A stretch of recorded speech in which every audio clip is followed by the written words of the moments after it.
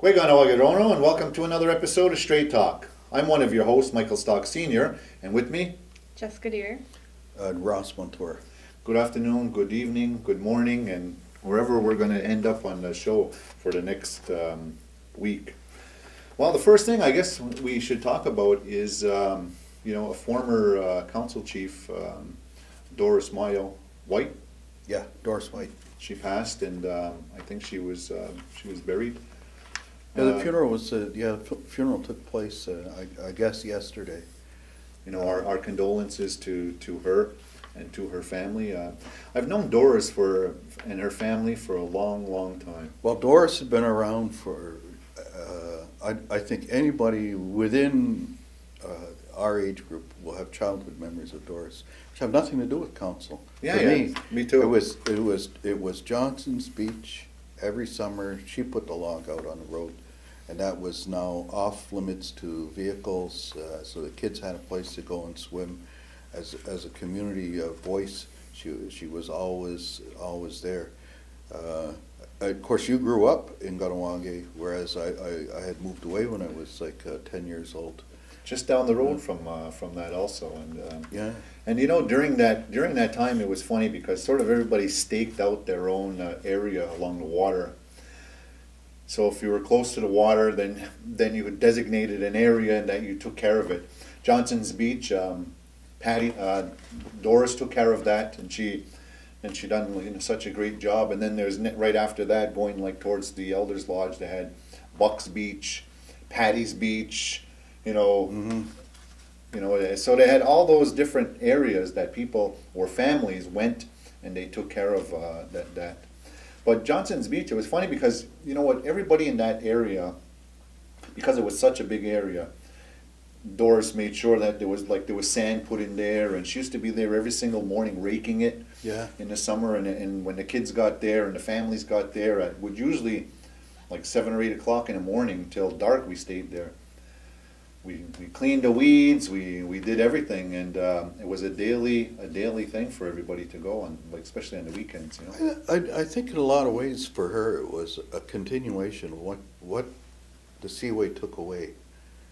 Because all along that area, let's just say which was the riverfront, along where the islands were, now all one big island. Yeah. I was talking to Andrew Senior the other day, and that's what he was talking about. They were all smaller, like islands. Somebody was one where they called it Third Island, and his family, they had one island. People occupied, they put gardens on. But the thing about the beaches in the summertime, that was all along that whole area, and that really ended up being the last of those areas that had anything to do with the original riverfront and that whole history, community history of families out there.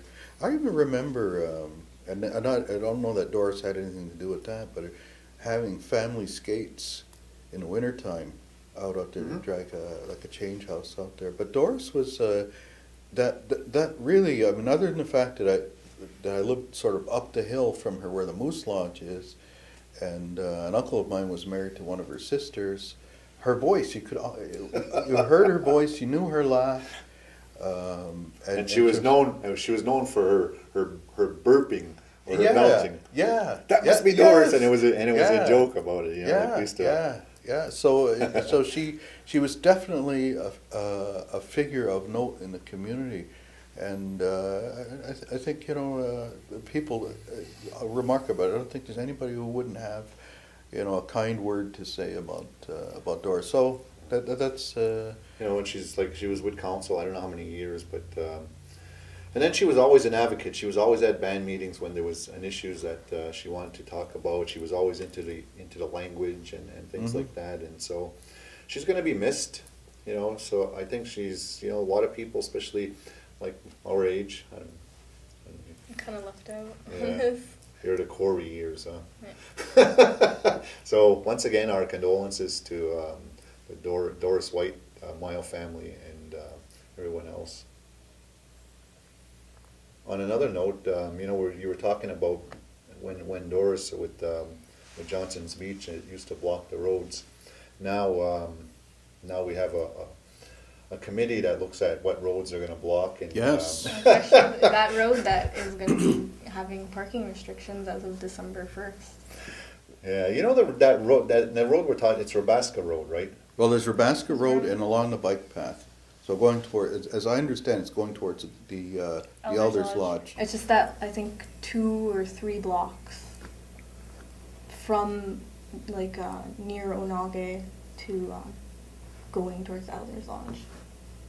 They have a map on thenawage.com Yeah. for people interested to see. Well, you know, there was the reaction. There was a reaction to the O'Malone Highway, and how all of a sudden, you know, the announcement was there. There was going to be all these signs, and then there was concerns expressed on the part of businesses along that corridor that were impacted by that, and also I think too just people reacting to, you know, the idea that now, like, People are afraid of zoning, and this is like. well, it's a you know, permanent issue that goes they're with doing it.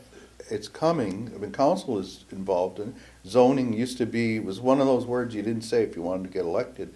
The Z word, the T word. They're forcing that on you. I'm sure that now, in the future, we're gonna have designated sites to park our roads, park on in the winter and stuff like that. We're gonna be the same way as they are in the. So it'll be a fine collection process. Well, I mean, it really is. they're doing it now. Yeah. You know, they're doing it now. They're posting signs and they're ticketing people that are parking in those areas, whereas they weren't before. So I know there's over the years, a lot of people had concerns and said that, you know, we're going in that direction of a municipality and we're going to start taxing people. We're going to start, you know, putting in all these infrastructures to make. It's kind of a slippery slope to from make like this parking. to make this restrictions. community eventually pay for whatever the shortfall was, Yeah. but which we're entitled to, you know. So now we're using the safety issue as it, and you know, obviously, what's the arguments if you look at it in just the safety? But what's, you know, all the individuals over the years who said that this was coming, and you know, as progress goes, we know that there's something that is going to be coming down the road. But then, where do we go? You know. So the next thing, we'll need street signs then.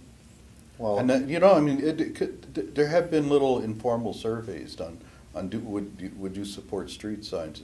When I was at the Eastern Door, we kind of did that with a page 9 thing, and really most people didn't want it, you know. And it really, it's kind of like trying to retain something that sets us apart, that you know, like, I mean, we deal with change all the time.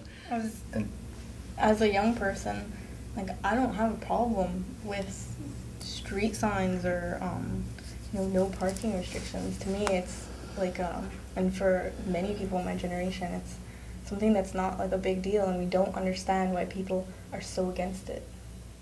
Well, I'm trying to tell you. No, but it's just sort of like that it is somehow different, and you know, that we retain. You know, once upon a time, say the time that we're talking about, say when Doris was doing what she was doing this summer, other people, a lot of that stuff was self-generated. People, you know, you use common sense. Yes, there were a lot less cars then.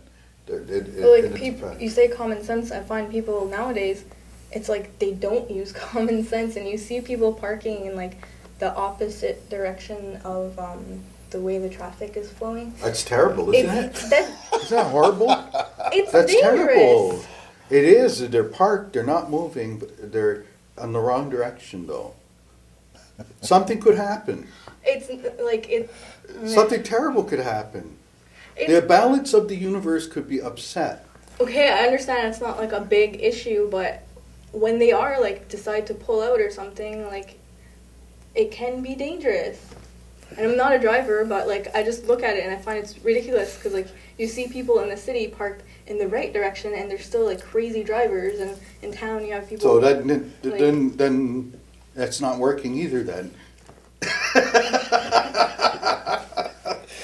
with that, we're going to take a break, and we're going to come back with more Straight Talk after these messages.